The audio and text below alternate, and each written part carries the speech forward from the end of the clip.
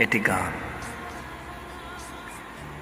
আদিম আকাশখনৰ আন্ধাৰ প্ৰাচীৰবোৰ ভেদ কৰি ওলাই আহিছিল এটি গান।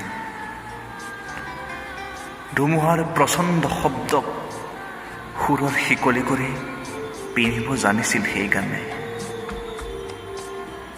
ৰ'দৰ ফুল আৰু গছৰ সেউজীয়াখিনিৰে সেই গানে সাজিব পাৰিছিল এটি ঘৰ, আপোনাৰ আৰু মোৰ তেজৰ তলিত। ৰাতিপুৱাৰ চোতালত সেই গানেই আমাক শিকাইছিল সাগৰৰ উত্তাল ঢৌবোৰ কিদৰে আঁকোৱালি ল'ব পাৰে, আকাশৰ নীলাবোৰ কিদৰে গালে মুখে গুজি ল'ব পাৰি, সময়শীলত কিদৰে লিখি ল'ব পাৰি কাঞ্চনজংঘাৰ ইতিহাস।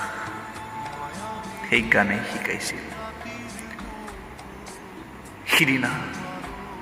সিদিনা ভৰ দুপৰীয়া কোনোবাই চিৎকাৰ কৰি উঠিল, আপোনাৰ আৰু মোৰ তেজৰ তলিত ঘৰ সজা সেই গান বোলে ক'ৰবাত হেৰাই থাকিল।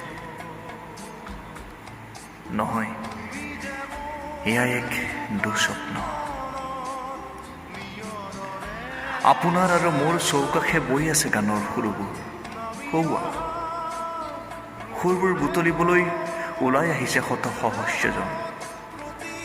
শত সহস্ৰ সুৰবোৰ লগ লাগি শিৰাই শিৰাই আকৌ বৈ থাকিব আমাৰ আপোন গানবোৰ, আপোন সুৰবোৰ।